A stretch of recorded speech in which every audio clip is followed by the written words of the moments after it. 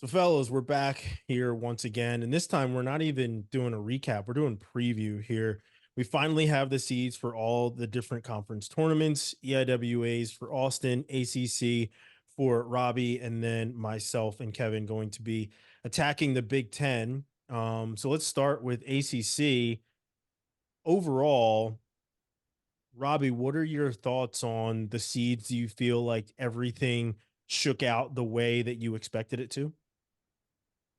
Yeah, for the most part, the biggest questions that we knew were going to come up were 141, just because it was such a random weight with Cole Matthews running the table, and then having Lachlan McNeil go 0-4 in the conference, but still be ranked fifth in the nation. Um, so we knew that one was going to be interesting. And then with Andonian coming back at 57, we didn't know how he was going to slot in. And then same thing with Pitzer at heavyweight. So those were the three biggest weights that were, I don't even say head scratchers, but just we knew that they were going to be more complicated, and didn't quite know what to expect from them. But I mean, for the most part, shook out well. I don't necessarily like 157 that Ed Scott and Bryce Andonian are likely going to meet in the semifinals, but it's just a replay of last year's as well. So that is what it is. Yeah. Do you think that the 2-3 is fair for those guys? I mean, because you can't honestly, like, if you really look at it, those guys are the two best in the weight class. Sonny Santiago earned the one seed, beating Ed Scott. So you have to give him the one seed. You can't take anything away from him there. But then, Ed Scott and Bryce Andonian are, obviously guys that have been on the podium that we've seen, under the brightest lights at NCAAs a number of times, but they're ultimately going to hit in the semis if everything goes according to the seeds. Do you feel like that was fair to slot Bryce in at 3, or should there have been kind of like, freestyle, like where there's separation criteria? Um, I don't know about fair. I don't know if that there's necessarily a way to say that it's fair or unfair. Um, it's disappointing because there's only two automatic qualifications at 157. Um, because Cedeno was just under on his match count, so he wasn't didn't have an RPI. And Sonny Santiago, while he had a really good second half of the year, didn't have a great first half of the year, so he didn't hit his winning percentage threshold. So that's the only part that's I guess disappointing to me. And I think whoever loses that and is likely to go place third, and they will they'll get a wild card. They're both top 10 wrestlers, or top 15. So I wouldn't worry about a wild card there, but just it it unbalances the other side, because you're looking at potentially a Cedeno Santiago semifinal opposite of Bryce Andonian and Ed Scott. It doesn't really seem balanced. So no, it is what it is. There's not really a good way to do it when he's been out for over a month and we don't know where he's at. But you know, it would be nice to be able to seed it based on what we know, as where they actually stack up. But if the criteria is how they do an ACC competition, I mean, Bryce didn't wrestle in ACC competition, so Santiago made the most of his time and got the win over Ed, and that's how he gets the one. So Santiago, like his teammate Lachlan McNeil, just wrestled in the Olympic qualifier, fly all the way back. Now they have to get ready for ACCs. And, obviously Santiago as the top seed, it's going to not be as tough for him, but Lachlan being that number 4, that's rough, and you even said it. He went 0-4 in the entire conference. So, like, not the best draw for him. But one of the things that I wanted to kind of get to with you, Robbie, is you did an article about how the allocations really shook out. When you first initially saw the allocations, you were like, wow, that doesn't look the way that I thought it would. But then once you really did some of the math, was the math kind of mathing for you once it really worked out? Yeah, I mean the math, but the biggest math question there was, why did Tom Crook only have 14 matches at 141? And they sent TJ Stewart to Mason that weekend to get his 10th match, so he was eligible Mhm. for coach's ranking, but they didn't send Tom to get his 15th. So I don't know. I mean, that's a conversation I would like to have with Tony this weekend, and I will probably do that. But you look at his overall record, and he had a couple tournaments at 49 at the beginning of the year. And overall, he had enough matches and his winning percentage was high enough. But as soon as you just count the 14 matches at 141, it took him 1 percentage point away on winning percentage and one match under on RPI to get RPI. So he was right on that threshold, but didn't get it. And same thing with Cole Matthews, kind of what we hit on with Sonny. Didn't have a great first semester, first half of the season, and we hit on that a lot over the last few weeks. But he ran the table in the ACC, looked great, has 3 top 5 wins this year. So he certainly earned the seed, but his winning percentage wasn't high enough to get um, to earn an allocation. And his coach's ranking was low, or sorry, his RPI was low because he had so many bad losses in the first semester. So it really kind of threw him off. So he didn't earn a spot either. So it was actually Lachlan, Jack Joffrey, and um, Ryan Jack who earned the spots. So it wasn't quite as we expected, but same thing. We have 4, potentially 5 guys who likely should go to the NCAA's, but we're only looking at 3 spots there. Yeah.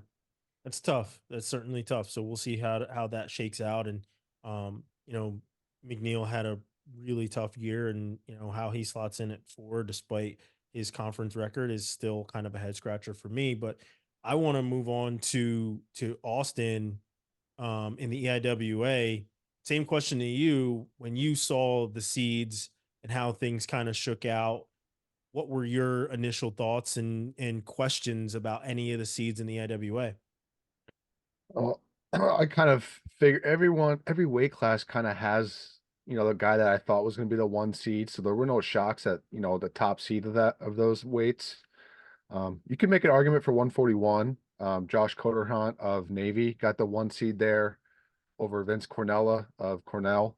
And I was looking back at it today. They have pretty similar resumes. So initially I was shocked, like I said, doing the maths, as Robbie would say, it turned out, to make sense. They both have pretty hard schedules and, pretty similar records there. So 141, that wasn't too bad. Interesting for the second year in a row, the EIWA has an NCAA champion as the 2nd seed. Last year there were some seeding criteria issues there with with Yanni being the 2 seed. This year we have Vito returning NCAA champ, but rightfully so, took a loss to Crookham in November. So Vito's the 2 seed. I just thought that was a fun little tidbit there. Mm-hmm. Something else I liked, F&M, they have 4 wrestlers that earn automatic bids for the conference, which is, they're very rarely get one, but for them to have 4, almost half their lineup, really impressive. I saw the conference overall 53 automatic bids, which is up from 45 last year. So 8 more allocations. You stole them all from the ACC. Well, That's you what got it you got to sounds earn them. like. You got to put in the work, Robbie. You guys know that. Come on, Ivy League guys are up here doing the math way in advance. It's advanced maths. Yeah, it is. Might be algebra at that point, right? Starting to put Yeah, the letters main with it. yeah, a lot of these. That's what they're doing up here, man. I'm telling you. But yeah, 133 is the weight class I have circled. Just because Vito Crookham, obviously, right? Assuming they both make the finals, they've been dinged up the past month. I'm not saying that they're hurt. I don't know. I'm sure they are a little banged up, but I think they'll be ready to go. The reason why I like this weight class, Angelo Rini has not seen action since the Soldier Salute, returning NCAA qualifier last year. He's number 21 in Intermat rankings. Hasn't been in the coaches rankings because he hasn't seen action, like I said, since December. So him and Crookham are going to meet Friday night in the quarters of EIWA's. Really good matchup, I think. And the whole weight class overall, 5 automatic bids, 7 wrestlers in the coaches rankings, and then 8 if you include Rini, who was taken out, like I said, due to just inactivity. So a lot of depth there at that weight class with only 5 automatic bids. So you might have 3, 2, maybe 3 guys on the outside looking in, hoping for at-large bids when it's all said and done on Saturday night.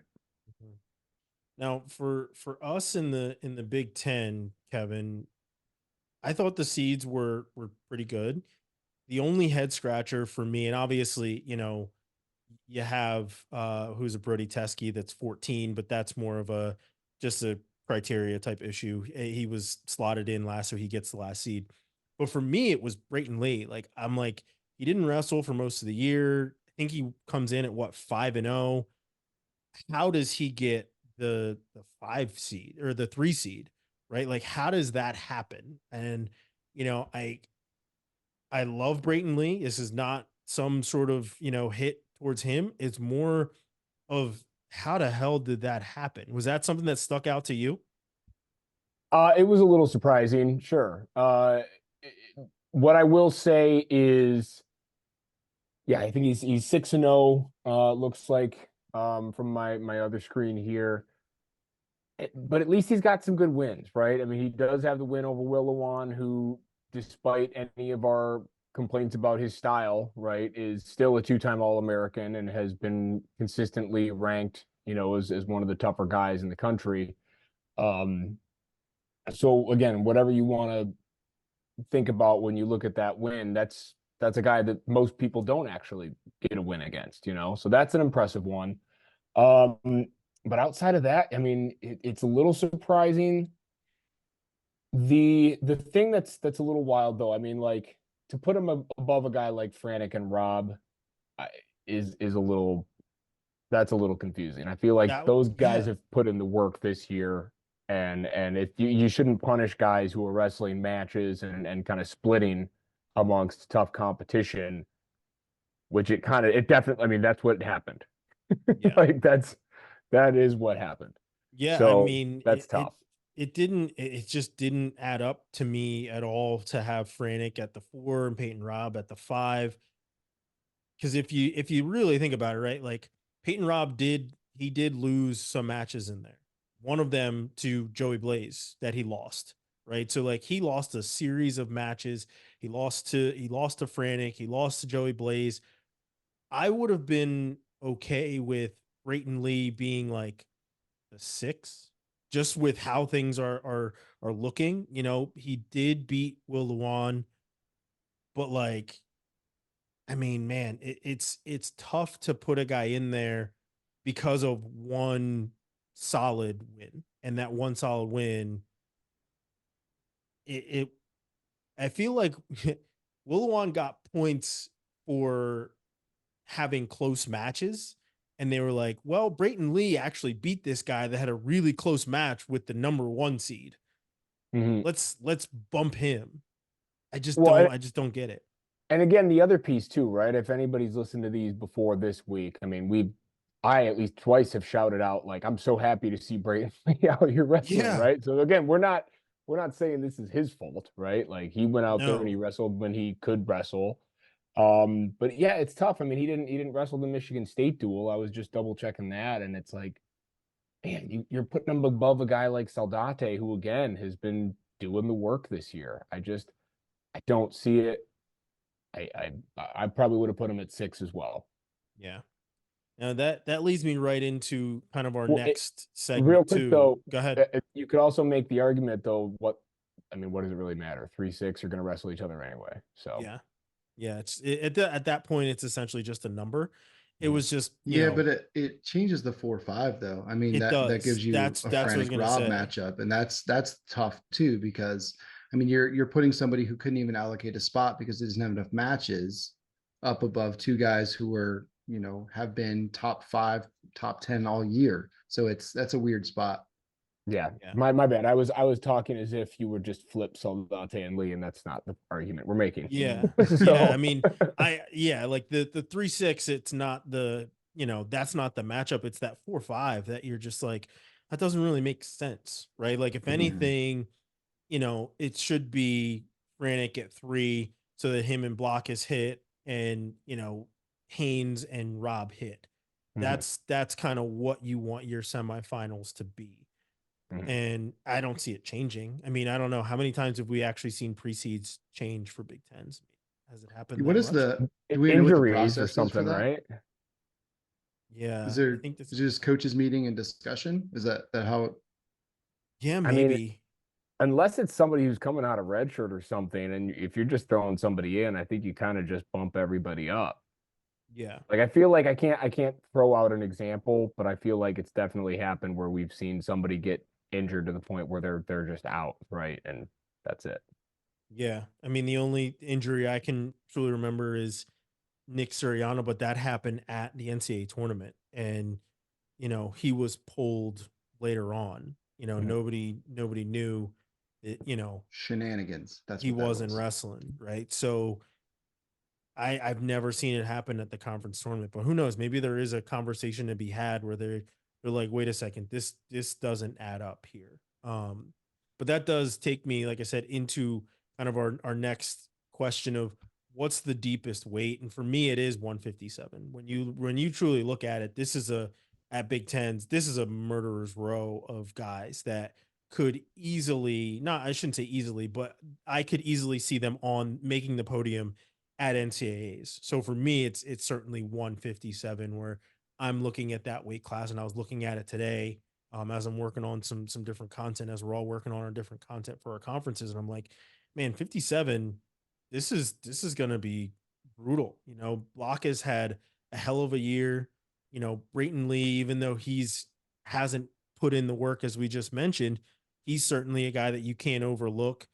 Brannick and Rob and Saldate, that 4, 5, 6, nobody really wants to see those guys across the mat from them either. So like, just looking at it, and then like I said, Joey Blaze he's completely a wild card.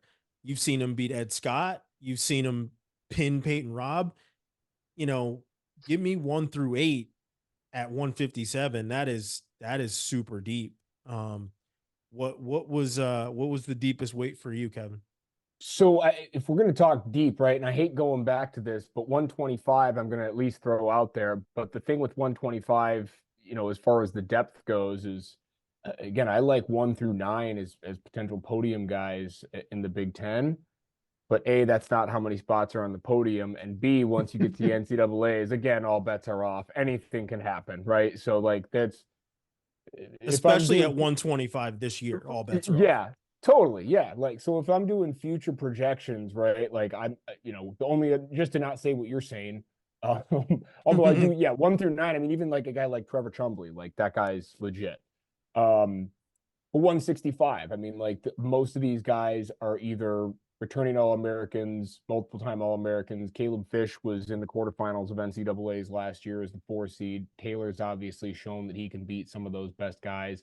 And then you got Messon Brink, who appears to be Sonic the Hedgehog and just unstoppable, just spins in a ball and just destroys whatever's in front of him. Yeah, dude, like 165 is going to be gnarly. But again, Yeah. nationwide, it's kind of the same thing. Yeah. That's the absolute truth. Robbie, same thing to you. What's the deepest or toughest weight at ACCs?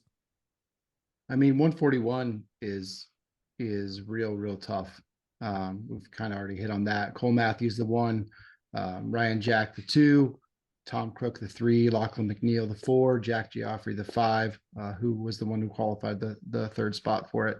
So we're looking at Cole Matthews, Lachlan McNeil semi, and Ryan Jack, Tom Crook. So I mean, it's 4 top 15 guys, and I honestly, any of them could come out on top, and I wouldn't be surprised by any of those guys winning that weight. The other sneaky good one is 174, which is tough because you have Mackay at the top. And did you see the stat that Ethan put out? Gigi, their SID put out the other day. Oh yeah, Mackay's been about him taken his down takedowns. 6 times. That's it. 6 takedowns in college. That's flipping insane. But you got Mackay at the 1, then Justin McCoy at the 2, Tyler Eisens to the 3. Ishins McCoy will be a really good semi. Luca Augustine and Alex Fazen to face Makai Lewis. I think that'll be a good weight as well. Um, and then heavyweight will be interesting just because it's going to have Ryan Katka and Hunter Katka battling for a slot at NCAAs. They're going to hit in the semis, and whichever brother wins is guaranteed a spot. So that's interesting. Yeah. Whoever wins gets the big plate of chicken at Thanksgiving. I can't even imagine how big the plates are at that house. That's some very large individuals. Yeah, whoever wins gets the drumstick. There you go. Have at it, boys. Austin, over to you. What are things looking like? Deepest weight, toughest weight, I guess, at EIWAs. Yeah, so I've been thinking about this one. Depends on what you consider deep, right? You know, for the conference, 141, five returning finalists. Um, you got so let me see who you got here. You got top seed Coder Hunt from Navy, past runner-up Vince Cornella, last year's champion. Malik Hines of Lehigh was a champion at 133 a few years back. Composto, returning All-American, also runner-up. And then down at the 7 seed, Dylan Chapel from Bucknell, who came on late last year at 149, beat Doug Zaff in the semis, earned a trip to NCAAs. You know, so in terms of EIWA, 5 finalists in one weight bracket in one weight class is pretty deep. Heavyweight, 8 automatic qualifiers is actually the most of any conference in the country. So very historic year for the EIWA. But in terms of the nation, not a ton of depth. You have Nathan Taylor from Lehigh. I think he's a 7th or 8th ranked guy now, but everyone else falls within that, 12 to 25 kind of tier. So again, probably have to win a few matches, upset some guys at NCAAs to find that podium. But, heavyweight, a lot of those guys, a lot of those matches are low scoring. One takedown can win it a lot of times. In terms of deep across the country, kind of already brought it up, right? 133, Crookham and Vito, 2 legit champs, threats. And you throw a guy like Michael Koyoko in there, who's going to be the 3rd seed. He's a 10 to 14th ranked guy in the country, blood round right now. Could be another guy that finds a podium. So 3 potential All-Americans there. But my favorite's 197 by far. Michael Beard, number 3 ranked in the country, has beaten both Cardenas and Louis Dupre this season. All 3 of those guys are All-Americans. I had to do some research, but I don't remember the last time EIWA has had 3 All-Americans in one bracket. That's on my list to look back into. But yeah, that in terms of deep across the nation, 33 and 197, I think take the cake, from my end here. Yeah. Now, same to you, Austin, is who of these guys, maybe it's a top seed, maybe it's a 2 seed that you feel is the absolute favorite to win a title at EIWAs? Absolute favorite. Yeah, that's a tough one. There's a lot of weights that are pretty open-ended. I think 157 and 165 are gonna probably lean heavily towards Cornell with Meyer Shapiro at 57. He's kind of beating the crap out of everyone he's wrestled in the conference. And then Julian Ramirez at 165 has that nice win over Carr at the beginning of the year. I think he has one loss to Olenek from Okie State. Just been wrestling really well lately. Again, he's also beaten everyone in the conference that's been thrown at him. So I think he's a favorite. And much as I hate to say it, Nate Taylor has been a beast this year at heavyweight as well, beating everyone in the conference. And the matches weren't all that close. When you're working out with guys like Zach Ray and Jordan Wood, there's like 8 All-American titles there, like 8 EIWA titles between them. So it's no surprising he's making these leaps and bounds here. But a lot of them are, they have their favorites, but the heavy favorites, like I said, probably 57, 65.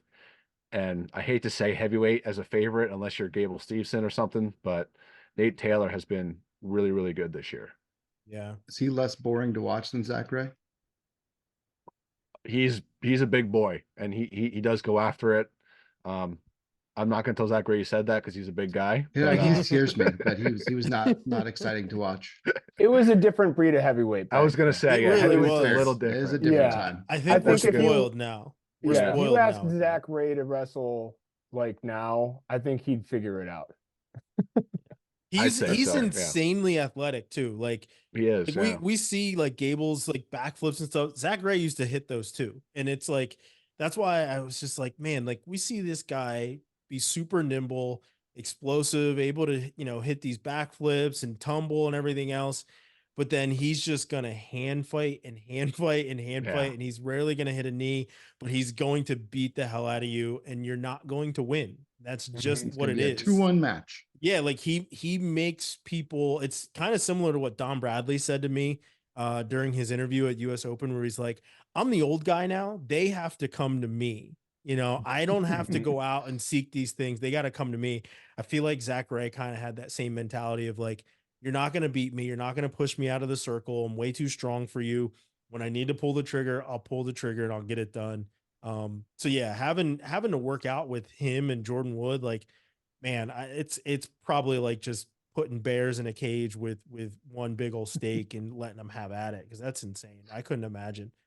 Yeah. Jordan Wood is the only 5-time EIWA champ in history, so just that alone is impressive, and multiple time All-American, like I said, and this close away from NCAA final appearance when you had Schultz last year picked up in the mat Oh and then my God, that's right. That was crazy Yeah, wild. finish. Yeah. Not but- many people are picking up Colton Schultz either. Yeah, that was impressive in itself, Yeah. and then almost finish that takedown. Wow. But That's insane. That makes my back hurt just thinking about that. it was brutal. Yeah. Yeah. Who was while we're kind of going down EIWA memory lane, who was the Hofstra heavyweight? Oh, Re- Knight and Ward. No, it was a couple. Jordan Wood beat him in EIWA finals a couple Think of years ago. Mike Hughes, maybe. Mike Hughes, yeah. Yeah. Oh yeah. Mike he was good. Hughes, I remember at NCAA's asked for a check scale, and I had never seen a heavyweight ask for a check scale. We were in earlier in the arena, and I'd never seen a heavyweight ask for a check scale. I'm like, this is one huge human being. And watching him and Jordan Wood's not a small guy, but like watching him and Jordan Wood wrestle in the EIWA finals was crazy, because it was honestly a David versus Goliath type of match. And Jordan Wood actually got a riding time point, take that. Like it was a dope match, but Mike Hughes was so big. I will never forget him coming up and asking for a check scale. I'd never seen that by a heavyweight ever. Whatever you want, sir. You want 2 check scales? I'll give you 2. Yeah. Whatever you want, just don't hurt me. Yeah. But yeah, I mean, I think we are kind of spoiled with heavyweights these days, honestly. No matter what conference it is, we're seeing these guys hit a knee a lot more, being a lot more agile, a lot more footwork, especially with football players coming into the fold straight out of the pads and into the headgear and the singlet. So I think we're a little bit more spoiled. But Yeah, I don't speaking know of about you which, guys. So I don't know about you guys either, but EIWA for heavyweight, there's actually a lot of good mat wrestlers there. You got like Luis Fernandez, guys Yeah. like that. Corey Day has a lot of pins on the year, and he's wrestling tough guys. Grady Grice from Navy. I think he has the all-time Nebraska pin record in high school. He's still pinning guys in D1. So like, yeah, it's a different kind of heavyweight. I don't know about across the country, but EIWA, man, these guys are mat wrestling. They're mat returning. They're getting their riding time points. Not just by laying on you, but they're actually working for turns. And yeah, a lot of guys in the conference here that can, ride you out, choke you out, whatever you got to do, get a turn, to get that point. yeah.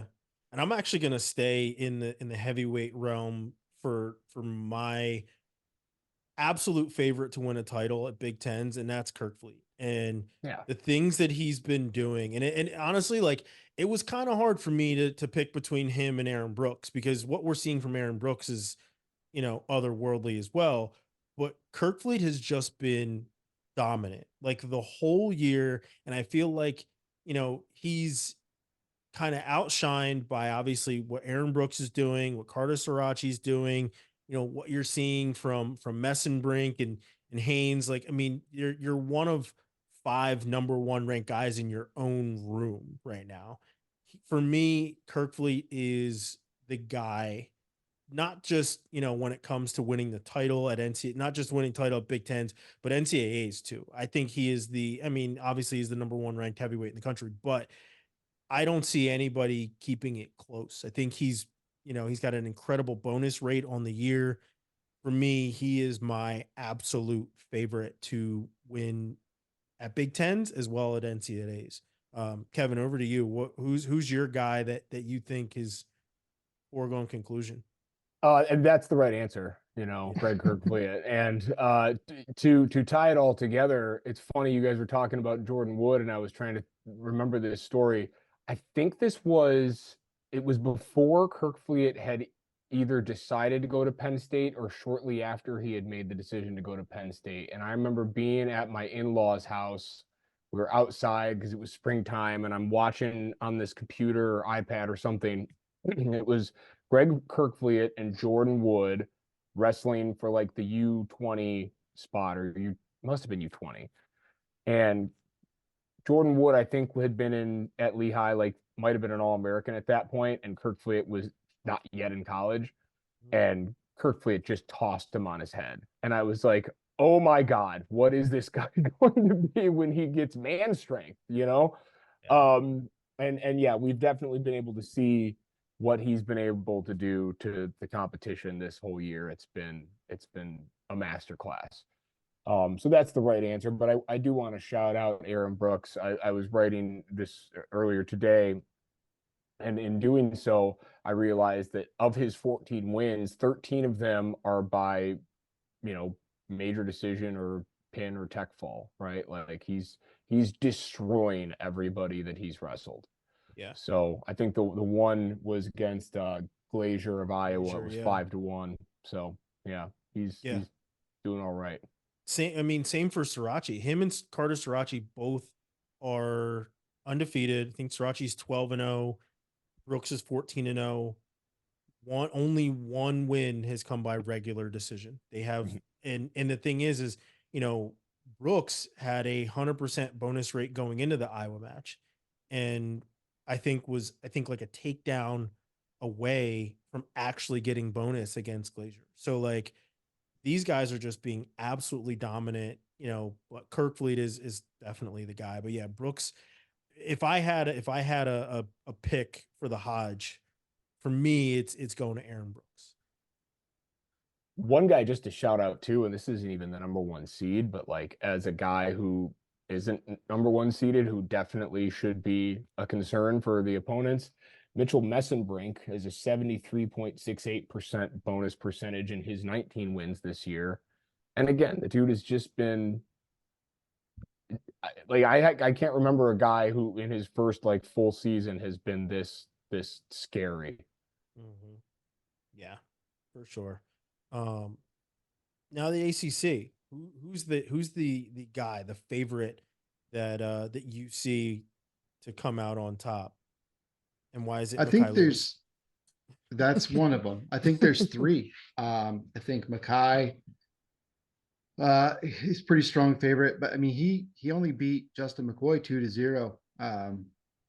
So I mean maybe it'll be closer than we expected there. Maybe he'll blow it up. I don't know. But he's certainly the favorite to win. Trent Hidley I'm going to keep singing the praises of Trent Hidley at 197. He is so dominant there, and looks so comfortable. And I don't think anybody's going to touch him at the ACC tournament. And if he continues wrestling that way, I see it going all the way to the finals at NCAA's as well. And I think him and Brooks would be a pretty fun match. He probably the has other a pretty one, similar bonus rate to Brooks right now, though, too, right? yeah, he's at. I will tell you, I had it pulled up. He is 22-0 with an 86.3 bonus percent, and his two decisions are 7-point wins. So, yeah, he's right there. Very close. Yeah, very close to it. Soccer, man. Yeah, I know. That's the first thing you think of is laziness and not being gas aggressive tank when you think issues. of Better fine Yeah. tune that. Yeah. No, I Championship think, season. yeah, I think Trent going out on top, his final ACC tournament. Same with Mackay. I mean, they're fifth tournaments. They're both heavy favorites. I think it'll be fun to see both of them go out on top. The other one is Caleb Henson, who somehow is still kind of under the radar at 49. His only loss on the year is to Ridge Lovett, and that was, he was on a takedown at the very end in Vegas. We got reviewed and didn't get it. So he's been incredibly impressive. Likely facing Jackson Arrington in the finals, who's also been really good. But I would think those three are on paper the most obvious favorites. Yeah. Yeah, I can see that. I mean, Trent, as you already said, Trent has been phenomenal the entire year. The underhook has probably never. I don't think it's ever looked stronger. I think the weight behind it now is doing him so damn good that it's very, very hard to stop. And I've been able to be in the NC State room over the years as him as well as his brother Hayden were there, and what Pat Pop has done for them with their offense of forcing them to look for other options and not just go to their underhook, right? Like obviously use it as a first resort. Go use your offense, make them stop it. But even though they were known for that, and even though Trent is known for that, as well as Aaron Brooks, known for his underhook as well, you have such a plethora of attacks from these guys. And I think that's what's been like the most impressive is that even though you see underhook over and over again, throw by, drop to a single, run through your body as Trent will do, it's like so much offense, one off the underhook, but also offense from space, something that they can do that other guys very rarely deviate from is like, all right, this is my bread and butter, but I have so many other tools in the toolbox. And that's what's been probably the most impressive for me when it comes to watching Trent, because he's just been like super dominant and as has Brooks. And I honestly think that those two will be meeting in the finals, honestly, on Saturday night in Kansas City again. And it's gonna be even better than the other ones were, to be completely honest. I don't really see too many guys, beating either one of them on their way to the finals.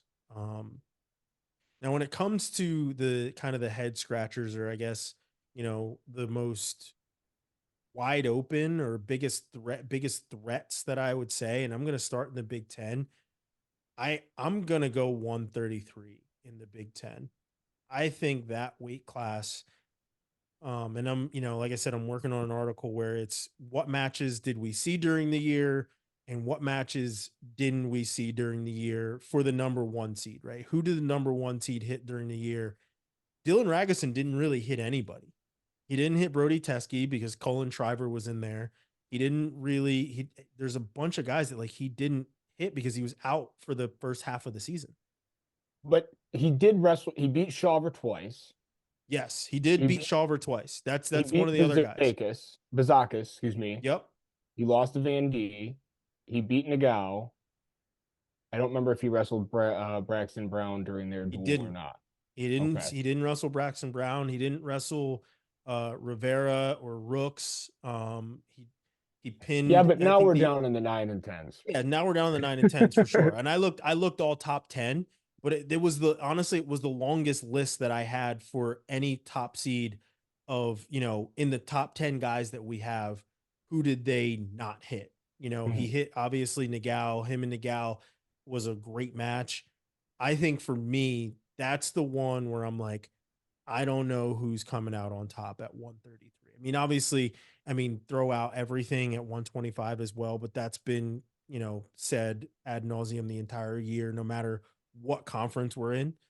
But 133 for me, I'm just like, man, who's going to win this and how's it going to happen? Because all these guys, and that's not a shot at Dylan Ragusin with him being the number one seed. I feel like he earned it, but I think it's razor thin with him and the field. 100%. No, I get what you're saying. Like, and at first I was like, okay, well, hey, at least he might get a chance to get some revenge on that Van D loss in the quarters, and then I was like, Nagau's at the 5. Okay, we're probably not going to get the rematch. I think, despite the seeds, you would take Nagao in that match, right? Mhm. But that's why they wrestle him. We'll see what happens. But no, totally get what you're saying. I was surprised to hear that too, because I was like, well, he's beaten again, 4 of the top 5 guys, so you feel pretty good about that. If you lose to the guys below that, then that's just you shouldn't be, moving forward to the finals anyway, or whatever that Yes. next round would be.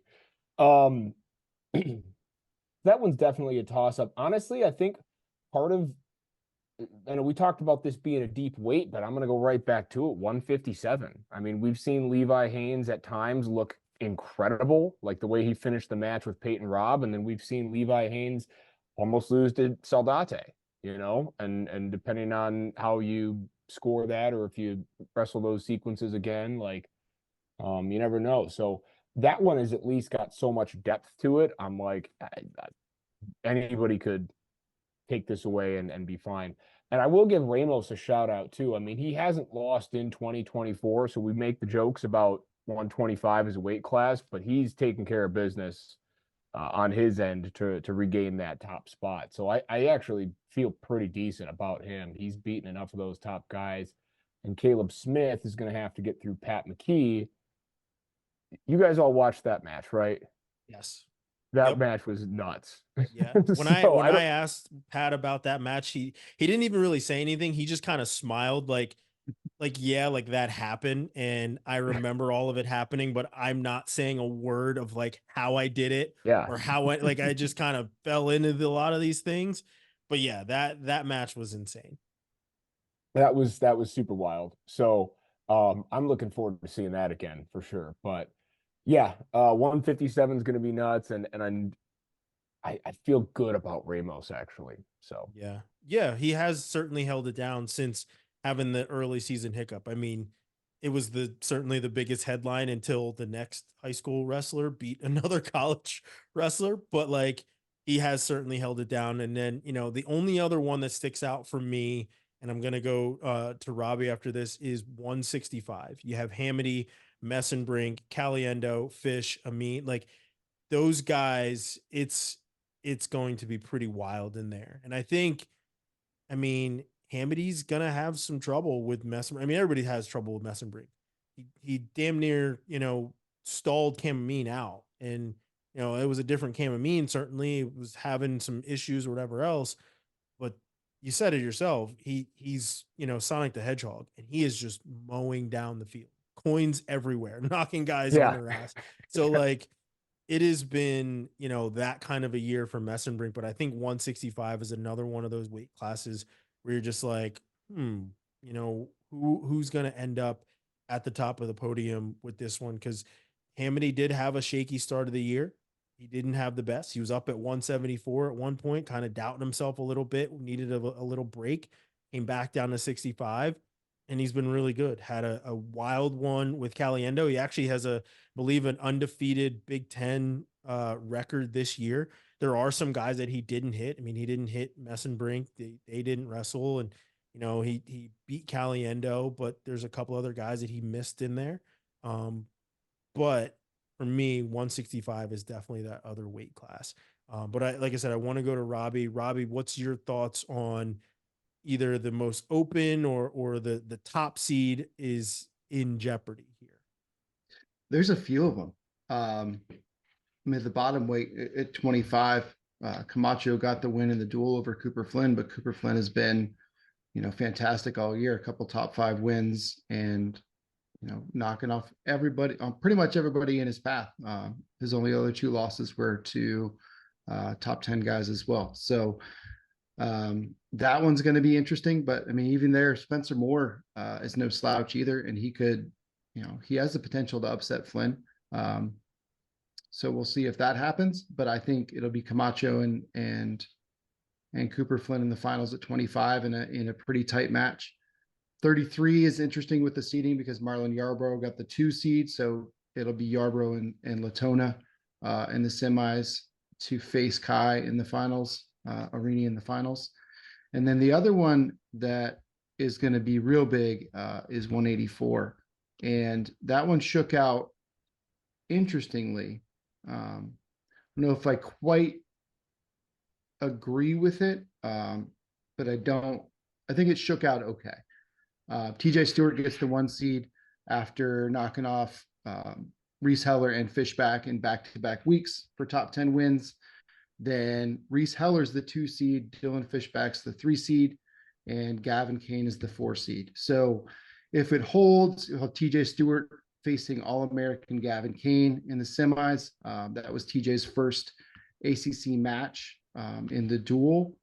And he kind of was fired out of a cannon and got a really big early lead on Kane, and Kane came back to win. So he's looking to get that one back. Then Fishback and Heller was a close match as well, and that'll be a fun rematch too. So 84s is a sneaky good weight. They have 4 allocations there, so that'll be good too. But I think that'll be a really fun one to watch. Yeah. Now to kind of wrap this one up, Robbie, I'm going to stick with you with your team race. Obviously, we saw how NC State and Virginia Tech wrestled in the duel, but this is a little bit different. You know, it's a lot different. How do you see things shaking out in the tournament? It's going to be close. And I mean, NC State kind of ran away with it last year. Virginia Tech had some kind of uncharacteristic losses earlier in the tournament, and it wasn't that close last year. I think this year is going to be a lot closer. I was talking about with someone earlier today, an NC State guy who was excited because they have so many one and 2 seeds. The impact that has though with the 6-man brackets is that they're not getting points for the first round because they have an automatic bye.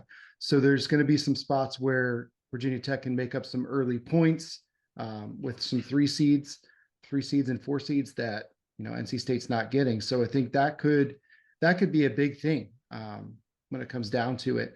And bonus points are going to be huge. Both teams are pretty aggressive when going for bonus points. So I'm hoping for a really close team race. NC State's the favorite on paper. I think Virginia Tech could certainly challenge them. But I mean, we'll see who's they're bringing their A game on Sunday. Yeah. Now, Austin, for you, I think things are kind of wide open in the IWA with Lehigh, Cornell. I mean, Navy had a really good start to the year, so we'll obviously see how they kind of shake out. But what are your thoughts on the team race? Yeah, well, I thought it'd be a little tighter last year, but Cornell pretty much wrapped it up after the first day. They were just really, really, really good last year. They had 6 finalists. I think they had 6 champs, if I'm remembering correctly. They're like, high score. Did I break it? Something like that. Yeah. Yeah, they were like spitting out the endless tickets that, they got the jackpot there. But yeah, look at the seeds this year. Cornell has 4 first seeds. Lehigh also has 4. Navy has 1, and Harvard has the last one there. So if you're looking at first seeds, you're looking like a tight race. Like we said, Cornell, Vito has been banged up. Assuming he's 100%, he should score a lot of points. Cornella has wrestled 1 match at 141 in the past, I think, 6 weeks. So if he's still kind of, a lingering injury, if he medical forfeits out, injury defaults out, something like that, how many points are they missing out on there? Just kind of throwing some things out there. So like I said, I think it's going to be Cornell's to lose, unless Cornella is a little banged up at 141, can't wrestle, and, Lehigh, injuries always happen there too.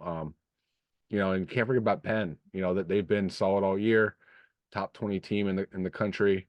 They'll have a bunch of finalists, maybe a champ or 2, but I just don't think the firepower yet to beat Cornell and Lehigh. Running out the top 5, you got, Army and Navy in that battle. Both top 25 teams this year, top 30. And I think a sneaky team to look out for is Binghamton. They got a lot of good ranked upper weights. They'll have anywhere from 4 to maybe 7 qualifiers this year.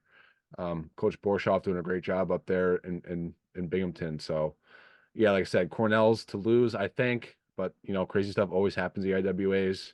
I just think Cornell just has a lot more firepower. Lehigh has a lot of good guys, but the guys that aren't top tier missing out on some bonus points, I think. Mm-hmm. Yeah. Yeah, that's for sure. I always loved going to EIWAs mostly because their trophy is a massive, massive thing. It Yeah. looks kind of like a Stanley Cup on like a wood shop platform, and it's incredible. It is Yeah. incredible. So I think that it's the trophy is original always from awesome. 1905. Yeah, yeah, that thing is seen some things, seen some stuff. So I always loved the trophy at EIWAs. In the Big Ten, I wonder who's going to win. No, I mean it's been a race for second in the country all season long, and you know I think let's throw out the number one. We Penn State's the favorite everywhere they go, no matter what. Mhm. Um, Even Mars. yeah, I mean you throw Kale on Mars, and he's going to come out with couple of bonus point wins against the Martians. I'm just throwing it out there. Once he But figures out the gravity situation, it's it's over. it's over. It's The MJ over. chin adjusted in helps. Space The, Jam. the big chin really helps with that, though. I think, with this whole race for second thing, honestly, I think I'm looking at Nebraska, Yeah. and because I mean they were obviously a great dual meet team. They dismantled Michigan after Michigan dismantled Iowa, and Iowa ends up beating the hell out of Nebraska. So I mean, crazy triangle of different teams looking to get that number 2 spot behind Penn State. But I think that a tournament format, it's in Nebraska's favor. And you go back to the beginning of the season at CKLV, Nebraska places very high there. This is around the same type of thing. And I think that they can ultimately, pull some things out, and maybe who knows, they make the podium at NCAAs, because as a tournament team, I think they look really, really good. They obviously impressed as a dual meet team, but as a tournament team, I think that they can do very well if they continue to wrestle the way that they have the entire year, minus their matches against Iowa. They even looked really good against Penn State. They were up, 2 matches to nothing, damn near 3 matches to nothing with 141 with Brock Hardy. Like, they were very close to, having that shutout going into 149. So I was very impressed with what Nebraska has done this entire year. I'm, full bias, love Brian Snyder, and I'm kind of rocking some Nebraska right now, but like I see them as the favorite to be number 2 behind Penn State. Yeah, I agree. I think at some point you lose some firepower, like with Iowa at some of the weights. I know that Aiden Riggins is doing his best out there, but if you're not going to throw Gabe Arnold out there, you're obviously giving up points, right?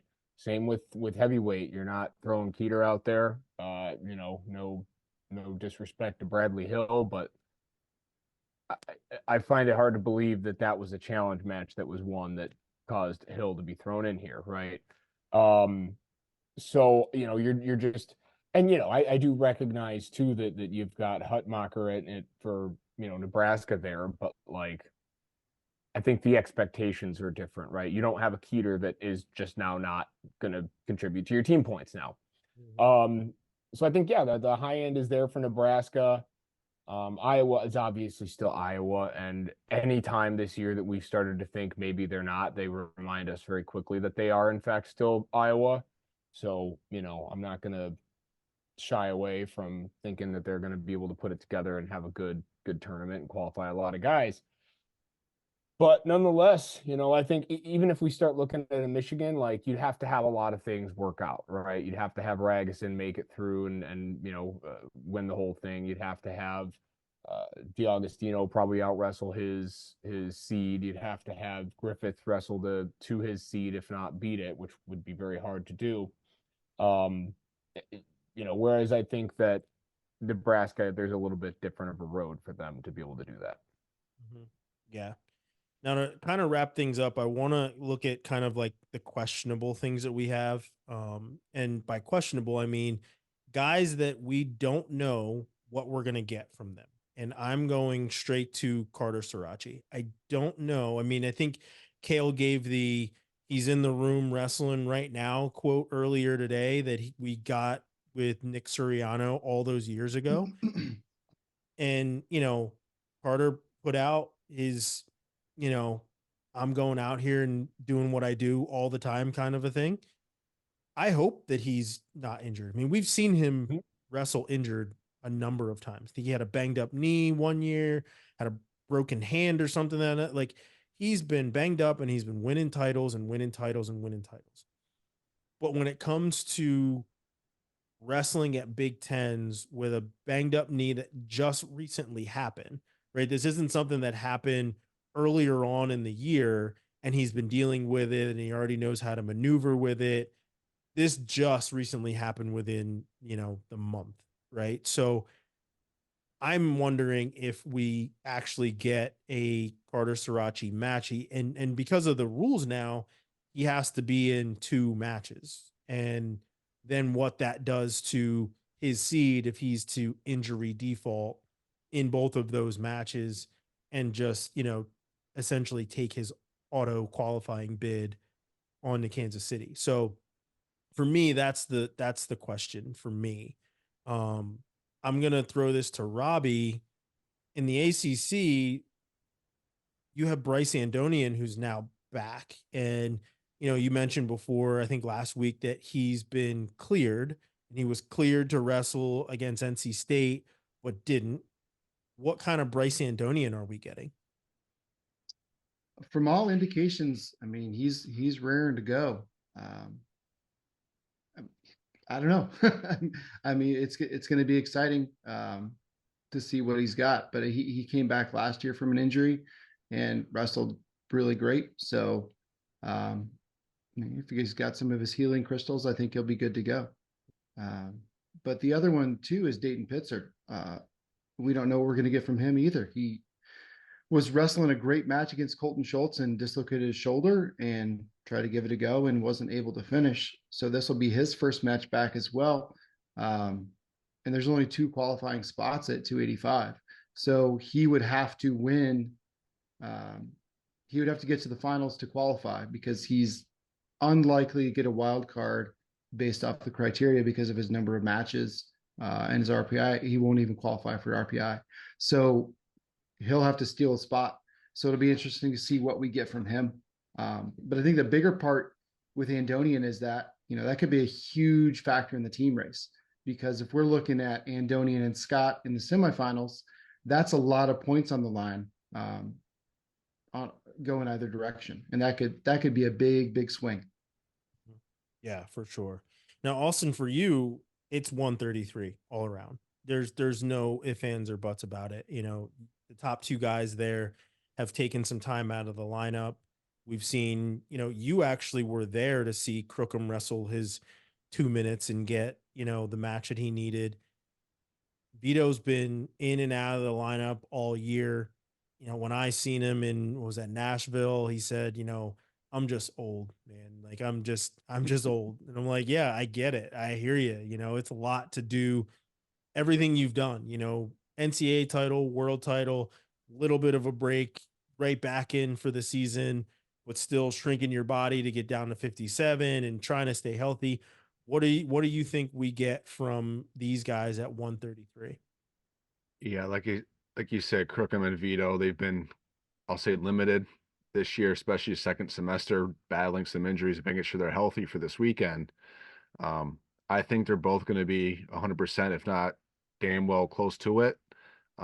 Just because, I think the winner of the IWA has a good argument to be the top seed. If Crookham goes undefeated all year, I think he gets the top seed NCAAs. That puts Vito most likely 3 in the bottom half with Fix, right? And if Vito wins, um, he'll be on the opposite side of Fix. With Fix will probably be 1 or Vito's 1, vice versa. But I think the winner of that is gonna be huge at NCAAs to be on the opposite side of a guy like Dayton Fix. So I think that has big implications. And while we're on that topic, I think there's other weight classes too in the IWA where winning that weight class could get you a really high seed. For instance, 165, Julian Ramirez lone loss this year, like I said, to Olenek. I think O'Toole's probably going to be the 1 seed, but if he takes a loss at conferences, does Julian Ramirez have enough to be that 1 seed and, avoid a lot of those guys on the bottom half there? And same at 174, especially you piggyback off your comment with Starocci. If Starocci doesn't wrestle and he medical forfeits, that's going to throw the seedings out of whack. And a guy like Philip Caniviaro, who has 1 loss on the year to Ruth at the Midlands, he's ranked number 5 right now, is Caniviaro. If he wins the IWAs, he could get a top 4, maybe 3rd seed, if all the chips fall the right way. So there's a lot of weight classes like the IWA, and I'm sure I'm speaking for you guys as well. If you win that bracket, depending on how everything else falls, you're really putting yourself in the driver's seat for a really, really high seed. Yeah, I know I was looking at 133. I completely, forgot about 65, right? Like we didn't get Carr O'Toole during the year. Mhm. O'Toole was out for that one as well as, basically the entire Missouri lineup. And then, you do have Julian Ramirez who has that win over Carr. Carr beats O'Toole. That changes some things, right? And that'll certainly throw a monkey wrench into it because you could have Messenbrink that comes out on top at 165 in the Big Ten, or Hamity that comes out on top in the Big Ten, or Caliendo, right? Like Yeah. that weight class, it kind of hinges on everything going the way that rankings are right now. If everything goes the way that rankings are right now, with O'Toole winning, he gets the number 1 seed. I think if Ramirez wins, he would get the 2 over Carr because he has that win. And then everything else kind of falls in line. But like we would ultimately get probably, I think, a Messenbrink Carr semifinal if Messenbrink is to beat Hamity. I think Messenbrink falls in at the number 4 behind O'Toole at 1, Ramirez at 2, Carr at 3, and Messenbrink at 4 if O'Toole beats Carr. That's how I can see that top 4 going. That would be absolutely insane to Yeah. watch that semifinal, right? And you mentioned it, 133, whoever wins Big 12 and EIWA, that's going to be a huge shakeup.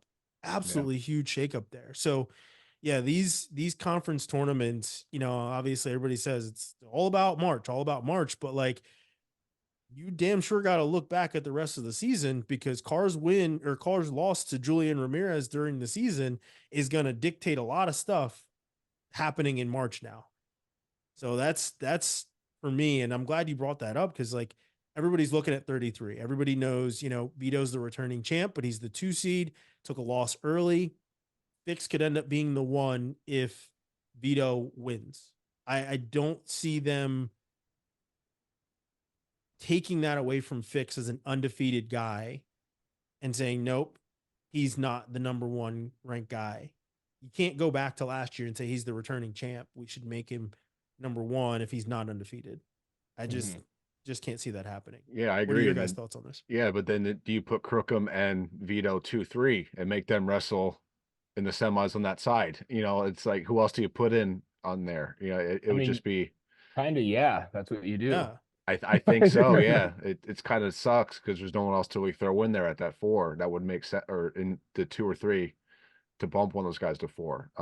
So yeah, I think a lot of it rides. I'm going to say on Crookham. If he wins, I think he's number 1 seed. But if Vito avenges his loss, I think they're going to be 2-3 at NCAs, and we'll have a rubber match NCAA finals on, what was that, Friday night, right? So it'll be interesting. Well, this kind of happened a couple years ago, right? At 184 when Amin got the win over Brooks at Big Tens. Now all of a sudden you've got, Trent and Brooks on the bottom side of the bracket, and that was NCAA's the year before. Yeah. So. Yeah, it happens. It certainly does happen. But yeah, I like I said, I didn't think about 165. That's a pretty crazy dynamic that we could certainly see. Who knows who comes out on top of that? Hopefully O'Toole is completely healthy and everything else. And I know everybody's been wanting to see a Messenbrink O'Toole match all year. Whether it's in the finals or in the semis. If O'Toole ends up winning Big 12s, it would potentially they could wrestle be a in my semifinal. backyard. I'd watch it. That's fine. You know what? Get a I little honestly sweat think in the cold. Get the but- NIL money out. Yeah. You get the NIL money. I honestly think I that they've got gone at her a 5 number on of it. times. Like, right? Like, I Yeah. think that there's this wrestling match happened behind closed doors a lot of times and nobody's talking about it. Like And Rocky and it's just Apollo. yeah, like this happened a bunch of times and nobody's talking about it. And it's just like somebody give us a story somewhere. But no, I mean, like I said, if and it does definitely hinge on who wins these conference tournaments. If Hamity comes out on top of this conference tournament over Messenbrink or Caliendo or whatever else, like man, like the seeds at 65, as soon as we get results, I'm hitting right to the seeds at 65. That's what I want to see because it's gonna be absolutely insane. Absolutely insane. I don't want to leave the ACC out of it, but like, man, who in there could throw kind of a monkey wrench into any of these weight classes from the ACC if things don't shake out the way that you think? I mean, could Kyrie maybe throw a little monkey wrench into things at 33? I mean, he could. Likely, Latona or Yarborough in the finals. Um, has wins over both of them already this year, so it's not gonna do anything different than he's already done. Um, the biggest one I could see that would be a big shakeup would be if Henson were to lose.